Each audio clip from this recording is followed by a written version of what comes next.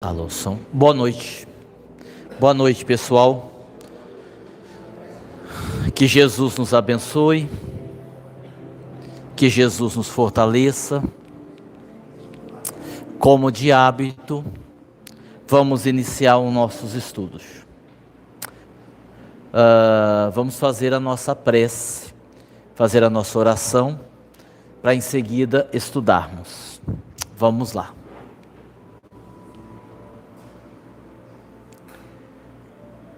Amigo Jesus, te louvamos também nesse momento, pelas bênçãos recebidas, principalmente por esta casa que completa este mês 83 anos de atividades. Um marco na cidade de Votuporanga, como a primeira casa espírita da nossa cidade, 1940. Embora comemorações sejam sempre muito simbólicas, é preciso considerar o significado e a relevância da data citada. É possível que um dia nós que estamos atuando como trabalhadores dessa instituição possamos ver, possamos assistir todo o início da casa, a sua fundação, os primeiros trabalhadores, a figura inapagável e sempre lembrada do querido José de Moraes, como o grande idealizador dessa instituição, que o fez com maestria quando encarnado e que continua fazendo na condição de espírito desencarnado. Então, nesta noite, aproveitando a nossa prece, vamos fazendo esse lembrete para que nas nossas orações possamos orar pela nossa casa, orar pelo caminho de Damasco, que semeia tanta luz, tanto socorro, tanto amparo, das atividades que aqui são realizadas, em direção a todos que precisam. Sejam as atividades de cunho social, sejam as atividades de cunho espiritual, sejam os momentos de aprendizado como este, é a casa Caminho de Damasco, produzindo luz àqueles que aqui vêm.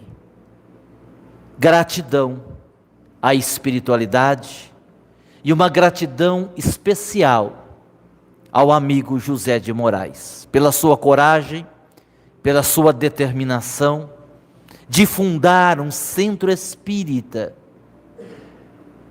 em 1940. Jesus o abençoe, querido irmão. Que a paz que o Senhor conquistou pelos méritos adquiridos possam ser acrescidos pela nossa vibração, a sua pessoa, ao seu espírito de luz. Que assim seja.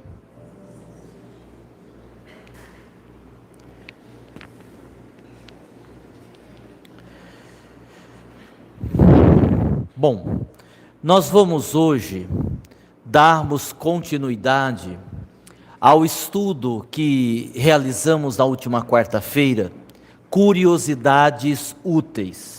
Nós vamos então hoje fazer a segunda parte. Para quem não estava presente, nós pegamos alguns ensinos de vários livros diferentes, de algumas orientações dos espíritos, e ali fazemos uma análise. Mas antes de começar a segunda parte, eu gostaria de fazer aqui uma observação, uma conclusão, na verdade, do que foi dito na última quarta-feira, para que a gente possa arrematar a proposta de estudo desta última quarta-feira.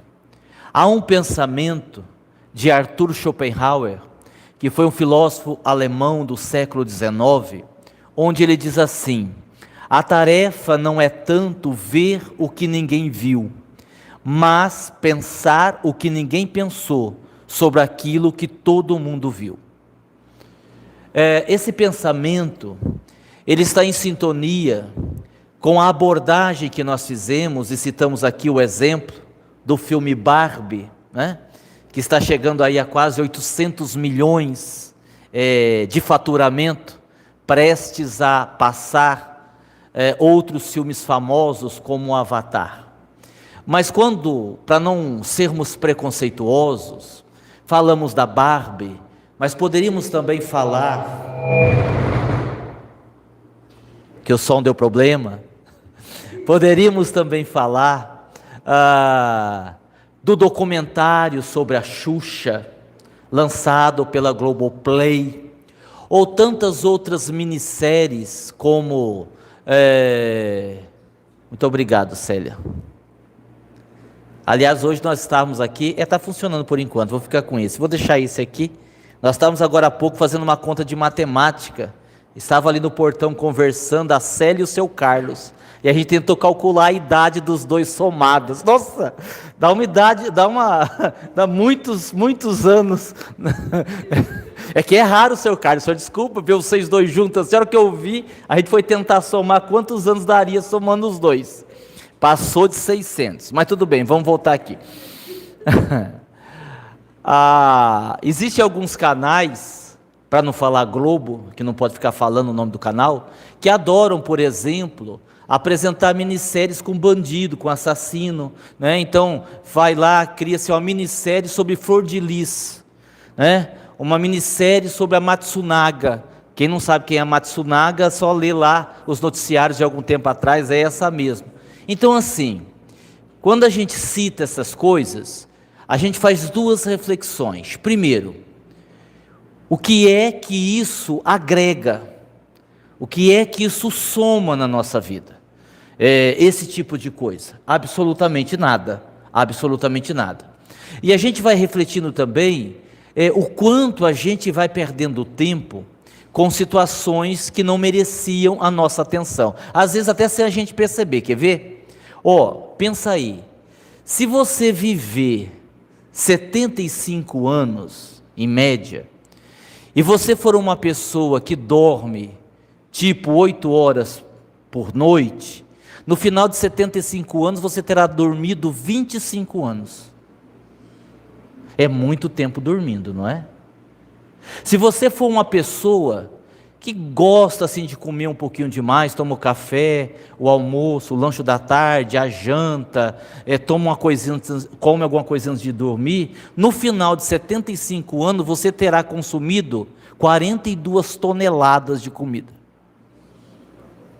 Então assim, umas coisas, não é, que a gente tem que pensar. E aí a gente ainda faz mais uma reflexão para a gente pensar, essa mais séria. O filme da Barbie, como outros acontecimentos, mostra o quanto, enquanto sociedade, nós somos manipuláveis. Se a mídia, né, a propaganda de um filme consegue nos induzir a esse nível, a ponto de todo mundo colocar roupa rosa para ir assistir um filme ridículo, agora você imagina os políticos, os poderosos do mundo, com o apoio da mídia marrom, o quanto conseguem nos manipular. E sempre manipularam. E sempre manipularam. Eu fico aqui pensando como nós somos estúpidos, ingênuos e manipuláveis antes das redes sociais. Porque nós não tínhamos outra opção. O que os jornais mais famosos apresentavam era a verdade. Nós não tínhamos como nos certificar. Não tinha hoje o que nós temos aí, e todo mundo vai assistir a notícia, onde você sabe que a notícia é verdadeira. Então, quantas vezes nós fomos manipulados? Tomara que a gente esteja acordando, Tomara que a gente esteja despertando, consiga perceber isso, consiga enxergar isso, para que a gente não seja tão enganado assim, como a gente sempre foi a vida toda. Bom, vamos lá, vamos para o estudo de hoje. Bom, primeira, se bem que isso aqui é algo que a gente já sabe, podemos, tanto para o bem, como para o mal, tanto para melhor, como para pior, podemos na atual encarnação definir acontecimentos para a próxima encarnação. Parece uma coisa meio estranha, mas isso é um fato inquestionável. A depender do que nós fazemos, a atitude que nós temos. Por exemplo, vamos pegar um exemplo clássico. A pessoa que cometeu o suicídio, ela já se enroscou, ela já criou um problema para várias encarnações seguidas, não é nem só para uma. Alguém que cometeu um suicídio, alguém que optou por abortar o filho quando descobriu que estava grávida, são atitudes que inevitavelmente vai nos vincular a alguma situação ou algum espírito na próxima encarnação. É bem verdade, isso também é verdade, que se você tiver tempo para corrigir, talvez você escape de alguma coisa. Talvez você cometa um erro mais grave, reconheça esse erro, se dê conta desse erro, passe a fazer coisas positivas, fazer o bem, e consiga se eximir de algum vínculo na próxima encarnação. Mas, via de regra, nós ficamos vinculados a determinados acontecimentos. Os vícios, por exemplo, a gente sabe que não é de graça, né? Tem gente que diz assim: o meu avô, ele fumou a vida inteira, viveu mais de 90 anos e não morreu com câncer no pulmão. Legal, e você acha que isso vai ficar assim mesmo? Você acha que isso não lesionou o corpo espiritual? Você acha que ele não pode ser uma criança que venha reencarnar depois com asma, desde pequeno, não consegue respirar, né? Ou como um amigo que eu conheço, né, fica pondo aquele remédio assim no nariz porque não consegue respirar. Não é o Ricardo não, não é o Ricardo não, né? Embora ele use também, mas não é ele não, né? Não, você não usa mais não, né? Aí, ó, acabou o karma, tá vendo? Superou o karma, não precisa usar mais, superou o karma, né? Que maravilha. Então, assim, a gente vai criando essas situações, porque, e a gente também sabe disso, as lesões que vão ficando no perispírito. É aquilo que a gente aprende muito na doutrina espírita, que todo mal voluntário ou involuntário que você faz aos outros, todo mal que você faz a si mesmo, isso gera uma dinâmica no perispírito ou no corpo astral, que é a mesma coisa, gera lá uma lesão, gera lá uma dificuldade, que quando você for encarnar, você vai imprimir aquelas lesões no corpo físico, porque o perispírito ou o corpo astral é como se fosse o molde a ser imprimido no próximo corpo físico que o espírito vai ter. E aí você vai trazer algumas situações dolorosas, você vai trazer aí uma enxaqueca, você vai trazer um problema mais sério no estômago, você vai trazer, por exemplo, um problema mais sério no fígado, a ponto da pessoa dizer assim: nossa, mas que estranho, eu tenho um problema grave no fígado e eu nunca pus uma gota de álcool na minha boca, por que será que isso acontece? Pois é, são as lesões trazidas do perispírito, oriundas de encarnações passadas, né? Então, estas coisas acontecem. Então, também para o bem.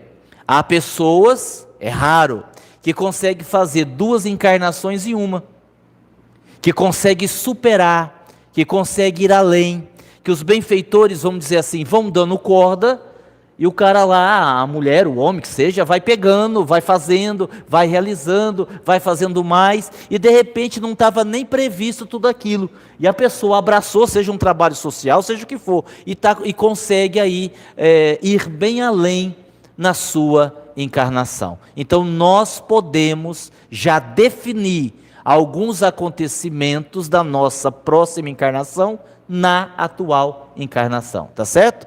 Inclusive retornar para casar com a mesma pessoa. Eu sei que vocês não gostaram. Eu senti o semblante de vocês assim, caiu até a vibração do estudo. Vamos fazer uma prece, né? Que não tem a ver com uma separação em si, um divórcio em si, porque às vezes a gente simplifica demais as coisas, né? Aquele velho chavão que eu já ouvi muito entre os espíritas: não, se você se separar nessa encarnação, na próxima você é obrigado a vir e ficar com a mesma pessoa e casar de novo. Não é bem assim. Aí existe uma série de detalhes, uma série de situações que vão definir se isso vai ou não vai acontecer, não é? Então fiquem tranquilos, fiquem tranquilos. Eu sei que vocês estão perguntando isso, né? O que faria eu voltar para ter que casar de novo, né? Aí que tá. É assim, como tudo na vida, o problema não é ter problema, porque ter problema faz parte da vida. O problema é quando o problema parte de você. Como diz Joana de Ângeles, o problema não é o mal que nos fazem. O mal que nos fazem não nos faz mal. O mal que nos faz mal é o mal que nós fazemos, porque parte de nós. Então, qualquer situação que você viva, onde você não criou a situação, você não gerou o problema, você está isento de responsabilidade. Se você gerou a questão, se você gerou o problema, aí então você vai ter que arcar com as consequências. Deu para entender? Às vezes a gente não entende direito, né? Eu me lembro, isso é fato verídico, não é piada. Às vezes eu conto isso, o pessoal pensa que é piada, não é. Eu fui fazer uma palestra numa cidade e eu estava lançando aquele livro, Respire e Conte Até 10. E uma senhora veio conversar comigo, o quanto que o casamento dela estava difícil, que tem hora que dava vontade de matar o marido, que ela não aguentava mais. Eu falei: não, a senhora está errada, olha o livro aí, olha o que o livro diz, siga a recomendação do livro. Então, quando o seu marido lhe provocar, respire fundo, conte até 10. Ah, não, senhor, eu vou comprar o livro, inclusive, e tal. Bom, aí daí uns tempos eu voltei lá, por coincidência a mulher estava na palestra com o olho roxo. Eu falei: nossa, o que foi isso no olho da senhora? Ela disse: meu marido. Seu marido? Não, senhor, fique tranquila, a cara dele ficou pior que a minha. Aí eu disse assim para ela, eu lembrei, falei: mas a senhora não leu o livro? Li, inclusive eu segui o que o senhor recomendou. A senhora seguiu? Segui, ele me provocou, eu respirei, contei até 10 e parti para cima dele, mas eu contei até 10. Eu digo: ah, bom, não é isso, né? Vocês entenderam que não é isso, a mulher entendeu errado qual que era a sugestão. O segundo item também é um ponto que nós já estudamos aqui, nós já refletimos aqui. Eu vou me lembrando aqui dos pontos e vou lembrando que a gente já fez o estudo. Cada dimensão espiritual tem um plano espiritual correspondente. E é uma coisa estranha a gente dizer isso, mas se a gente vai analisando, segundo Jesus, há muitas moradas na casa do Pai. E se a gente vai concebendo o mundo espiritual num formato de dimensões, entendendo que essas dimensões, elas se desdobram quase ao infinito, nas dimensões espirituais, funciona como na Terra. Então nós estamos num plano mais material, sim, e os espíritos que estão logo na dimensão seguir, para nós é o mundo espiritual. Então, o umbral, a dimensão mais próxima da Terra, onde se movimenta Dr. Klaus, Dona Benedita, Seu José de Moraes, é o plano espiritual, é a nossa referência. Só que para eles estão na matéria, entre aspas, e eles têm um plano espiritual, que corresponde a outros espíritos mais superiores. Estes têm um plano espiritual correspondente, onde estão outros espíritos superiores, e assim sucessivamente. E assim sucessivamente. Então nós temos para cada dimensão um plano espiritual diferente. Deu para entender? Não é difícil não, né?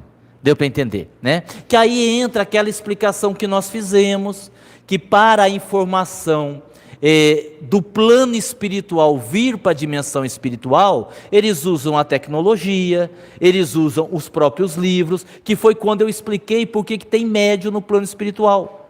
né? Ah, mas por que tem médium no plano espiritual se já estão no plano espiritual? Para darem passividade a espíritos de dimensões superiores, que eles só vão se comunicar, ou eles se materializam, ou eles usam um médium, ou o médium daquela dimensão psicografa um livro, ou eles usam a tecnologia, que é mais avançada do que a nossa, né? Que um dia nós teremos também a condição de pegar um celular e discar e entrar em contato com alguém que está na dimensão espiritual. Deve estar longe isso ainda, mas nós teremos essa possibilidade. Como disse Chico Xavier, há décadas atrás, que chegaria um momento que a mulher seria poupada da dor do parto, que nós teríamos uma máquina capaz de promover a reencarnação do espírito, que a mulher não teria mais que enfrentar a dor do parto. Inclusive essa máquina em alguns países já estão sendo aí, acho que é os Estados Unidos, já estão trabalhando nela, né? Então as mulheres fiquem tranquilas, né? Que vocês não sofrerão mais com isso. É que vocês evoluíram um pouco. E aí então agora já não precisa mais dessa dor mais terrível do parto, entendeu? Terceiro, o espírito não regride, mas se a evolução for frágil, pode cair. É algo que nos levanta muitas dúvidas, porque a gente fica assim, isso é um ensinamento do espiritismo, a gente sabe, que o espírito não piora, ele só melhora ou estaciona, que o espírito ele não regride em sua evolução. Não há como o espírito ser bom numa encarnação e ser mal na outra. Ele pode ser mal, mais ou menos, bom e depois ótimo. E ele vai evoluindo. Só que tem um monte de gente que parece bom e de repente faz umas coisas que não dá para entender. Por quê? Se o espírito não regride. Mas aí já está a resposta. Parece bom. É de fachada.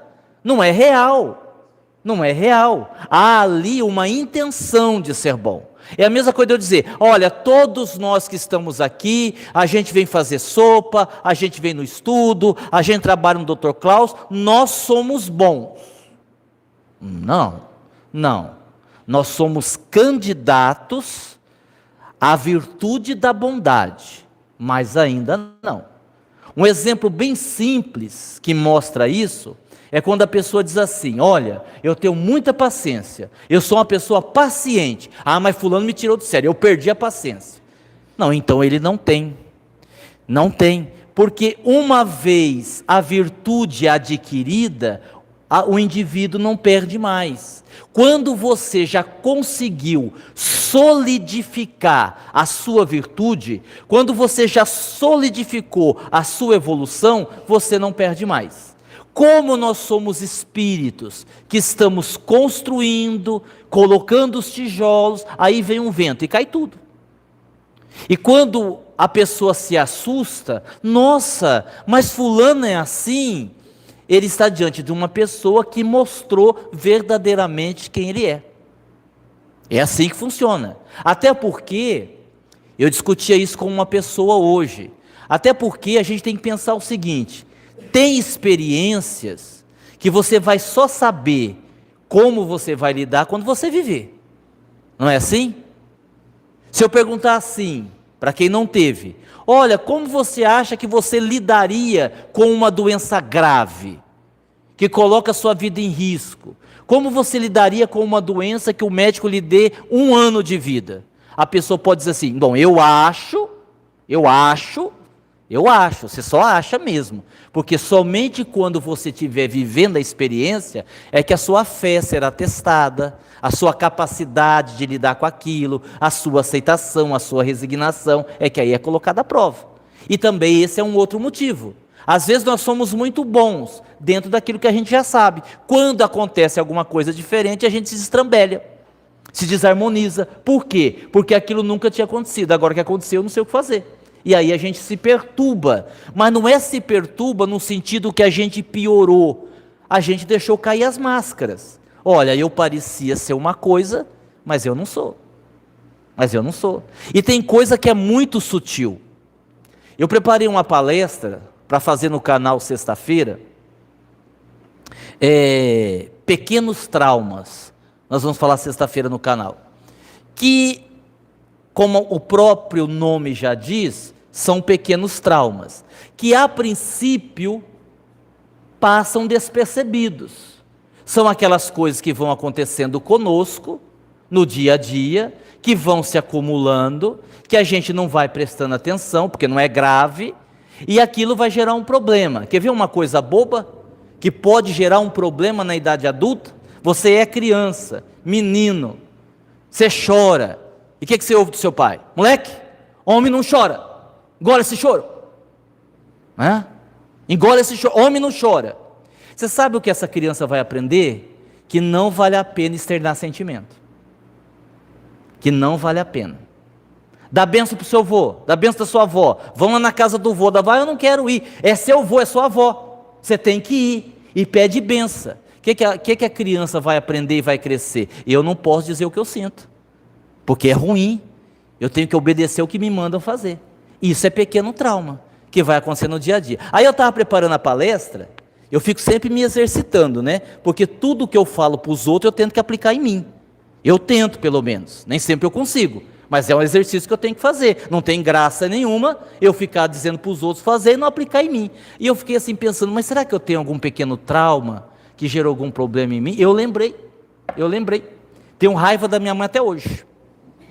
Tenho, e não me dou bem com meu irmão por causa disso, porque eu devia ter uns 8 anos por aí, e ela me obrigava a ficar balançando o carrinho até meu irmão dormir. Eu odiava aquilo, porque a mãe era ela, não era eu. Aí eu não podia sair para brincar, porque eu tinha a tarefa obrigatória de ficar lá balançando. A hora que estava quase terminando, acordava. Aí eu tinha que começar de novo, e ainda ficava bravo comigo. Você não balançou direito. Balança direito. Um pequeno, eu nunca esqueci isso. É verdade, eu estava fazendo isso. Tá, e mais uma que vai para a conta da minha mãe, que ela vai ter que pagar quando for para o inferno. Ela vai ter que pagar isso, porque eu guardei mágoa. Então, mas é verdade. A gente brinca, mas é uma coisa fantástica. Porque, olha só, vou dar um outro exemplo mais sério. Mas é muito importante isso. Eu conversava com uma moça, e ela está fazendo um tratamento espiritual, inclusive aqui no Klaus, para tentar engravidar. E houve um período, alguns anos atrás, que ela engravidou, mas foi num momento muito errado. Ela não engravidou do cara que ela amava, ela não queria ter o bebê naquele momento, ela tinha acabado de entrar no emprego para ganhar bem. Então assim, puxa vida, eu não podia ter engravidado agora, por que veio essa criança agora? Se eu pudesse escolher, eu teria escolhido não ter esse filho, não era para engravidar, foi um deslize. Bom, no 3º mês de gestação, ela teve um aborto espontâneo e perdeu a criança. E passou os anos. Aí, só na semana passada, depois de 4 anos, ela perguntou assim: Guinaldo, eu queria te fazer uma pergunta. Pois não. Você acha que o meu pensamento de não querer engravidar colaborou com o aborto espontâneo que eu tive? Claro, sem dúvida nenhuma. Pode não ter sido o único elemento, mas contribuiu. Aí por que você não me falou antes? Você não perguntou? E por que ela não perguntou? Por que ela não perguntou? Porque ela não havia amadurecido o suficiente para ouvir a resposta. Por que depois de tantos anos, do nada, a pessoa levanta esse questionamento? Claro, ela foi evoluindo, ela foi trabalhando o autoconhecimento, ela foi olhando para ela foi tendo uma percepção mais ampla da vida, aquilo veio à tona, porque tudo que está escondido vem à tona, em algum momento vem à tona, e se você bloquear, vai para o corpo, em forma de doença. Se você bloquear, vai para o corpo em forma de doença. Veio à tona. Então, quando eu brinquei e disse assim, eu não te disse porque você não perguntou. Eu estava querendo dizer, agora, nesse momento, você está em condição emocional de ouvir isso que eu tenho para te dizer. E claro que ela não ficou bem, com o que eu disse, mas foi a mais pura realidade. Então isso vai acontecendo conosco. É preciso que a gente vá fazendo esse exercício de autoconhecimento. Qualquer coisa que você viva, vou dar um toque, isso é importante. Qualquer coisa que você viva, que você sinta o desconforto, pare aí. Pare aí. Se você conversar com alguém, se você viver uma situação que gerou em você algum desconforto, ali tem alguma coisa para você descobrir. Não vá em frente. Pare ali e comece a observar por que aquilo está te incomodando. Da onde vem aquele incômodo? O que é que aconteceu na sua vida? O que é que está acontecendo que está gerando essa situação? Isso é exercício de autoconhecimento. E se a gente não fizer isso, a gente não chega a quase lugar nenhum. Certo? Deu para entender? Vamos lá então. Deixando aí minha mãe de lado, vamos para a próxima. Te contar, viu? O espírito, quando reencarna, ele sofre uma tríplice influência. O espírito, quando reencarna, nós todos, nós sofremos uma tríplice influência. Do meio, pai, mãe, tio, avô, avó, a cultura, os amigos, os hábitos, dos obsessores e dos benfeitores, dos espíritos, e que mais? De quem mais a gente sofre influência? É 3, eu citei 2. Vou repetir: do meio, dos educadores, quem mais? De quem mais? Isso, serve, do nosso passado. Exatamente. Nós sofremos a influência daquilo que nós fomos e muitas vezes ainda somos. Quando nós nos referimos a personalidades, nós estamos nos referindo ao nosso passado, que ainda exerce uma grande influência sobre nós, né? Que foi aquilo que foi abordado no último domingo, na live do Klaus, quando nós falamos do esquecimento do passado, do esquecimento das encarnações passadas. Mesmo que você não se lembre quem você foi e o que você fez, a maioria de nós não lembramos, dá para a gente saber, porque é só avaliar suas tendências, suas inclinações, você sabe de onde você veio. Você sabe de onde você veio, você calcule bem. Se hoje você não é grande coisa, imagine há 100, 200 anos atrás, do buraco que você veio, né? A gente tem uma ideia da onde a gente veio, é só a gente fazer isso, né? É só a gente fazer esse exercício. Então a gente sofre essa influência. Agnaldo, mas isso não prejudica o espírito? Porque se você está dizendo que o espírito sofre a influência do meio, e se eu reencarno, eu tenho um pai alcoólatra, eu tenho uma mãe que me bate, eu tenho uma família toda complicada, de pessoas de má índole, isso vai me influenciar negativamente, vai comprometer a minha encarnação. Vai. Só que você não pode esquecer que cada um tem a família que merece. Que você só reencarnou nesse meio porque você não tinha mérito suficiente para reencarnar em outro lugar, certo?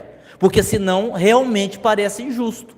É claro, já pensou que diferença desse exemplo que eu dei, para um espírito que reencarna numa família espírita, que começa a ir no centro desde cedo, de uma família que faz o evangelho no lar, que não tem nenhum, que maravilha para esse espírito, né? Vai tirar nota 10, né? Só que aí já é um espírito com mérito suficiente para reencarnar nesse lugar, nessa família. Se você não teve esse mérito, azar o seu, né? Você não tinha condições ainda de uma condição de família melhor para reencarnar. Muitas vezes também você até tinha um mérito, mas haviam ali espíritos que você falhou, que você errou, que você prejudicou, que você ainda não havia resolvido o problema, estava lá pendente. Então ele vai chegar até você, vai chegar como filho, consanguíneo, como filho adotivo, como irmão mais velho, que vai descer o couro em você, porque o irmão mais velho geralmente bate no mais novo, né?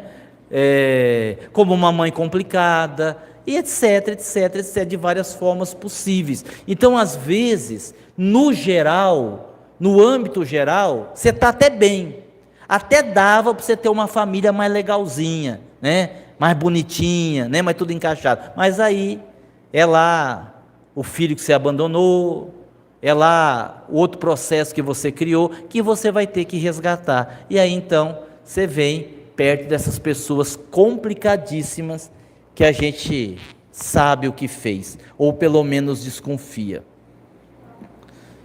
Quem me chamou? Quem? Ah, pois não.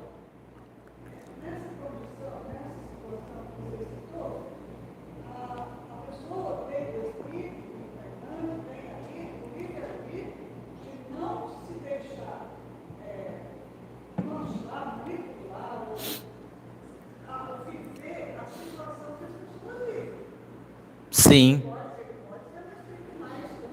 sim,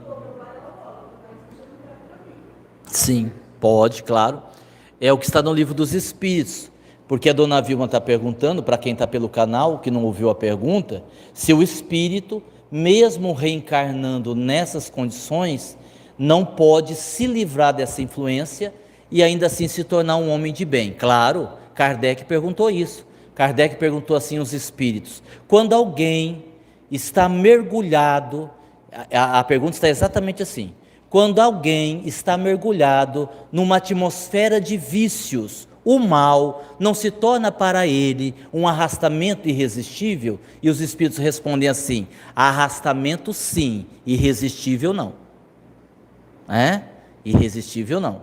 Então, claro, dona Vilma, que a gente tem que considerar o seguinte: se for um espírito de pouca evolução, talvez ele não consiga.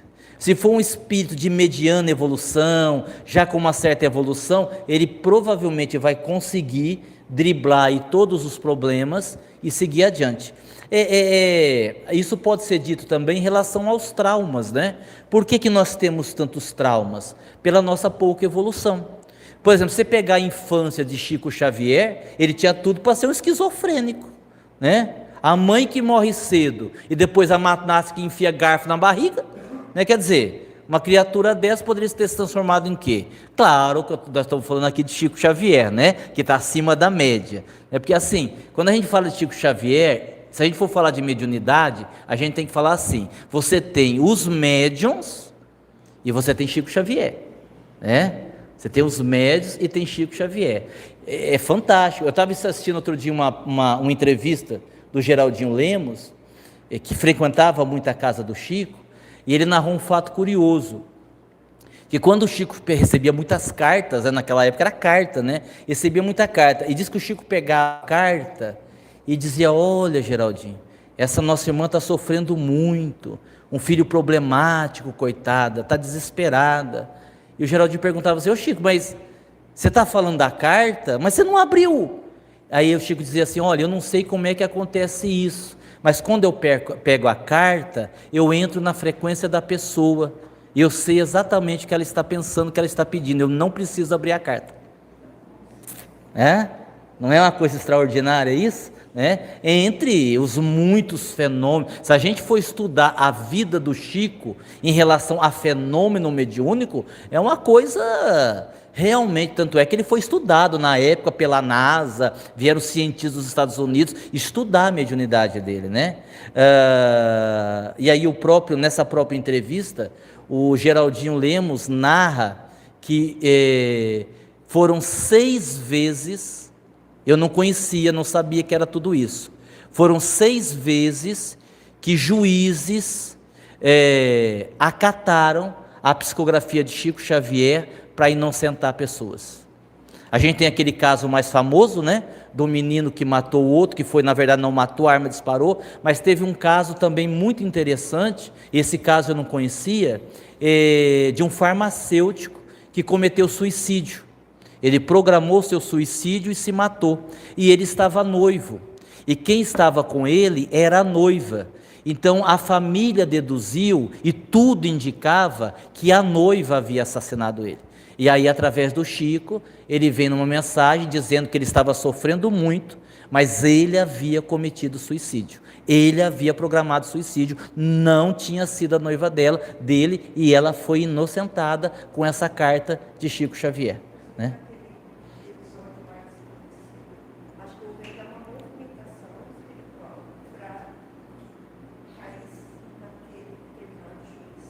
Sim, sim, claro. Aí toda a espiritualidade trabalhando, né? Toda a espiritualidade ajudando.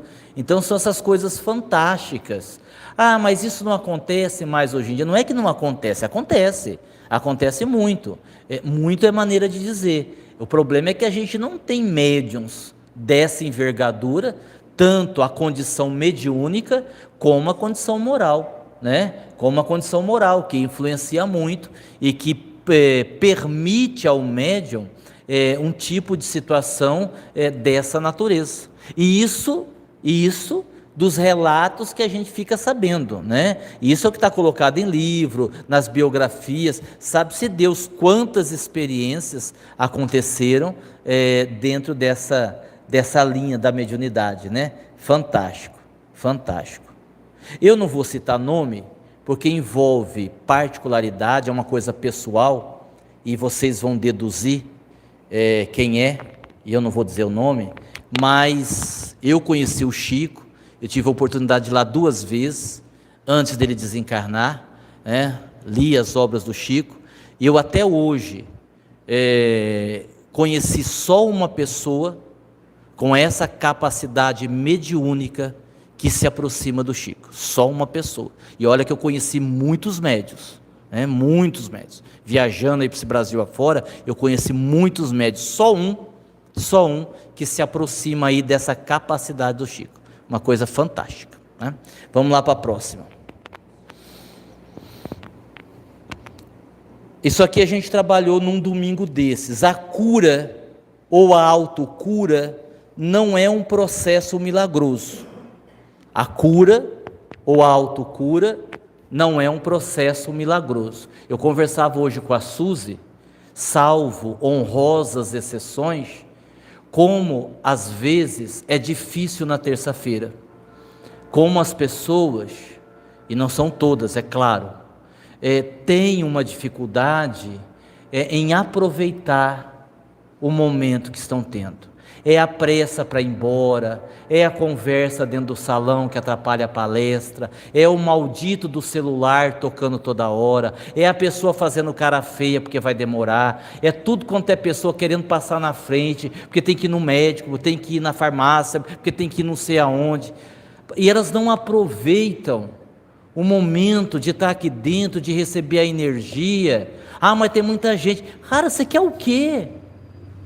É um trabalho espiritual de tratamento, e você só vem porque é bom, porque você recebe alguma coisa boa. Se você vem porque é bom e você recebe alguma coisa boa, 300 pessoas também pensam como você. É por isso que está sempre lotado. E você só tem que esperar. E quem está trabalhando? Então assim, é impressionante essas coisas, como as pessoas realmente não sabem dar valor naquilo que tem. E a gente faz essa observação não como um julgamento, cada um só que aí cria dificuldade no atendimento. Aí a pessoa não melhora, mas eu fui lá e não melhorei. Mas também, a pressa que você estava de sair lá de dentro, o tanto de coisa que você inventou para passar você na frente, você queria o quê? Só pode não dar resultado, né? Ontem, uma moça disse assim para o Dr. Klaus: mas eu estou com depressão, eu acho que o problema é espiritual, mas eu não entendo muito disso, parece que a média incorporou, foi lá para dentro chorando, era eu não consigo compreender, o senhor pode me explicar? Ele diz assim: nosso estudo é de quarta-feira, 8 horas da noite. Eu disse: vai, bem feito, gostei. Se fosse eu, ia ser mais grosso ainda, né? Mas é claro, como é que uma questão tão complexa, a pessoa quer que o Espírito explique? Nem que ele quisesse, nem que ele tivesse boa vontade, não tem como. Se você tem uma orientação mais objetiva, é diferente. Doutor Cláudio, o senhor acha que é físico? O senhor acha que eu devo operar? O que eu tenho é grave? São perguntas objetivas, que o espírito facilmente pode explicar ali. Não é, vai, não vai. Agora, a pessoa quer uma explicação da sua situação espiritual, física e emocional. Mas que jeito, né? E aí então, nós ficamos, as pessoas, uma parte delas pelo menos, fica na expectativa do milagre, né? Eu vou lá e que aconteça um milagre. Então, aí não tem jeito, aí não dá. Porque você veja, pensa comigo, com exceção, nós temos 3 exceções, mesmo assim. Quais exceções? De quem não é espírita, Beleza, quem não é espírita, eu vou lá tratar e não sou espírita, tudo certo. Quem é espírita, mas já frequenta outro centro, beleza, e quem vem de fora, beleza. Mesmo você tirando essas exceções, se no Klaus, ontem, passam mais de 300 pessoas, hoje nós tínhamos que ter pelo menos 100 aqui. Vocês não concordam comigo? Tinha que ter pelo menos 100 pessoas aqui, que passaram, que se sentiram bem, que se interessaram pela doutrina. Pô, eu vou lá estudar, eu vou lá nesse lugar, eu melhorei tanto, nossa, eu fiquei tão bem, eu vou lá ver o que é isso, vou lá assistir pelo menos um estudo, nem que for para me falar mal depois, mas eu vou lá ver um estudo. E a gente não tem, né? E aí então, isso explica por que muitas vezes a gente fica naquele ciclo vicioso, melhora uma coisa, piora de outra, né? Melhora um joelho, começa a doer o outro, melhora um pé, começa a doer a coluna, melhora a coluna, né? Também isso é velhice, né? Também tem isso, né? Quem é velho, né? Tem um monte de trabalhador aqui nessa condição, né? Que tem que deitar na maca todo dia, né? Tinha uma pessoa semana passada, eu não vou falar quem é porque ela está presente. A pessoa falou assim, eu estou com dor nas costas, precisava comprar uns salompas. Eu falei, mas onde é que é a dor nas costas? Aí a pessoa me mostrou onde estava doendo. Eu comprei 22, porque foi a coluna inteira, para desgrudar depois, deu um trabalho. Então ficou até bonito de olhar assim, né? Eu não vou falar quem é que a pessoa está presente, aí depois fica chato essas coisas. Eu não gosto de fofoca. Eu não falei que é a Carla, não, vocês que estão falando aí. Eu não falei que é a Carla, eu não citei o nome dela nenhuma vez, né? Veio daqui. Eu não falei que é ela. Uma outra coisa que a gente sabe também, o mal não precisa ser resgatado pelo mal, quando o bem chega primeiro. O mal não precisa ser resgatado pelo mal quando o bem chega primeiro, que é aquilo que a gente sabe, que a gente pode minimizar uma série de acontecimentos mais pesados com a gente, se a gente estiver já fazendo bem, se a gente já tiver, mas vai evitar tudo? Não, tudo não, aí também você quer demais, né? Você faz lá uma coisinha e já quer, não é desse jeito, né? Por exemplo, mas eu faço tanto bem, eu poderia ter reencarnado com cabelo. Não, amenizou. Você não reencarnou com cabelo, mas teve condição de fazer um implante, pronto. E isso é um exemplo de uma coisa que você pode amenizar e não, né, perder. Não, é só um exemplo, é que me veio na cabeça agora. Deu para entender? Não, esse exemplo é bom, porque você não ganha o direito de resolver tudo, mas Deus te dá a condição de lidar com aquilo. É mais ou menos assim. Eu já estou começando a ficar atrasado.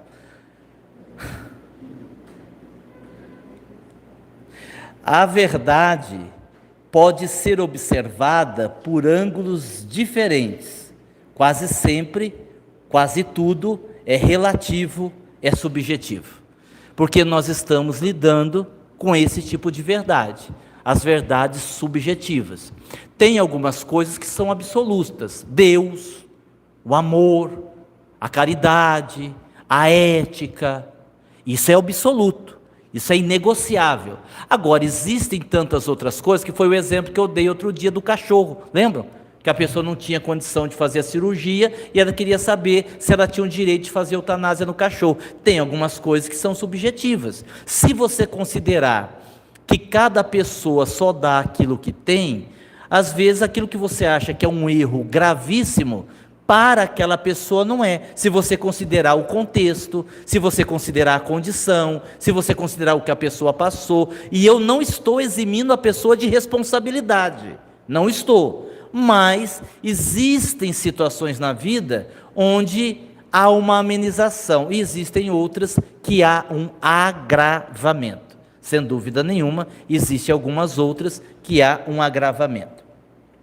E aí, rapidinho, só para a gente terminar, em termos genético, herança genética, existe 3 possibilidades. Aqueles espíritos que se sobrepõem à genética, aqueles espíritos que sobrepõem-se mais ou menos a genética e aqueles que estão submetidos à genética. Ou seja, tudo que é herança da família depende muito da evolução do espírito. Então, assim, o meu bisavô teve câncer, o meu avô teve câncer, o meu pai teve câncer. Óbvio que, se você considerar isso, eu sou um candidato a ter câncer. Se eu sou um espírito que já aprendi o que eu precisava aprender sem ter o câncer, vai pular eu, e talvez vá para o meu filho. Talvez pule meu filho e vá para o neto. Eu saí fora. Por quê? Pelo merecimento adquirido. Não preciso viver a experiência.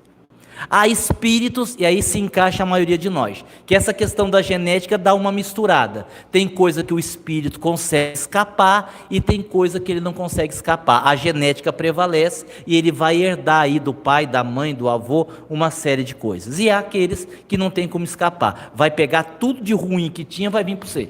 Do vô, da avó, da mãe, do pai, todo mundo vai cair sobre você. Deu para entender? Entender? Eu tenho medo danado de ter uma herança genética do meu avô materno. Tenho medo. Sabe qual era o apelido dele? Vô barrigudo. Nossa. Mas quando eu lembro disso, eu fico preocupado. Vô barrigudo. Mas ele não achava ruim, não. Era o apelido dele mesmo. Tudo bem. Já morreu. Barrigudo. E o último, que eu acho que não precisa explicar. Existem basicamente 3 tipos de dor. A dor evolução, que é aquela dor que todos nós passamos no processo evolutivo, é a dor dos animais. Por que animal adoece? Por que animal tem doença? Por que animal sofre? Digamos que o princípio inteligente é o espírito embrionário. O princípio inteligente que habita os animais é uma preparação para a condição de espírito, então ele passa pela dor evolução. Aí existe a dor expiação, que essa é criada pelo próprio ser humano, não é uma criação de Deus. Você se afasta do bom caminho, você se afasta das leis de Deus, você começa a sofrer. Não porque Deus criou o sofrimento, mas porque você escolheu se afastar. E a última, a dor auxílio, que é uma dor provocada pelos benfeitores. Benfeitor também provocador, provoca, para dar uma força para o espírito, né? O cara está lá desenfreado, só fazendo bobagem, complicando a sua encarnação, e de repente ele diz assim, não está aí programado uma doença grave na vida dele? Tá, para quando? Daqui 10 anos. Vamos acelerar. Acelera aí o processo. E aí a pessoa adoece, fica mais pensativa, começa a ter uma religião, começa a rever suas atitudes, dá uma melhorada danada. Isso recebe o nome de dor auxílio. É quando você recebe uma dor de presente, e é um presente mesmo, é para evitar que você caia em buracos maiores, né? Eu conheço um monte de gente assim, né? Outro dia a pessoa me contava, e eu falei sério, a pessoa achou que eu estava brincando, eu estava falando sério, a pessoa estava contando o seu drama, o tanto que ela sofria com a sua doença, aquela coisa toda, e eu disse assim, mas que maravilha, hein? Mas que doença gostosa que você tem, né? E claro que a pessoa não gosta de ouvir isso, né? Mas aí a hora que você vai explicar, não, vamos conversar. Pensa aí, fala para mim, eu quero que você me fale, falei para a pessoa. Se você fosse saudável, tivesse uma saúde de ferro, como é que você estaria hoje? E assim, mas sem medo, a pessoa diz assim, eu já teria perdido minha encarnação. Eu não tenho dúvidas que se não fossem os problemas que eu tenho, eu já teria perdido a minha encarnação. Pois é uma dor auxílio, veio para te auxiliar, que a gente também não precisa querer, né? A gente não precisa querer, então não faça por merecer. Não basta não querer, é preciso não fazer por merecer. Porque se você fizer por merecer, ainda que você não queira, virá. Tá certo? Bom, pessoal, é isso. É isso que nós tínhamos para hoje. Muito obrigado à presença de todos. Gostaríamos de reforçar o que já foi dito. A gente tem repetido isso, eu disse isso num áudio que eu mandei para o grupo, a necessidade de nós estarmos atentos com as palestras de sexta-feira. Ainda mais agosto, setembro, início de outubro, nós temos muitos convidados, nós temos a peça A Bela e a Fera, que vai ser apresentada num domingo, a gente tem a deusa Samu que virá, a gente tem o Vansan, a gente vai ter o Márcio Sarce com o coral, né? E assim, uma série de outros convidados aí. Então a gente precisa prestigiar, a gente precisa estar aqui, tá bom? Muita paz, muito obrigado. Até a próxima, que Jesus nos abençoe. Oi? Olha lá, ó,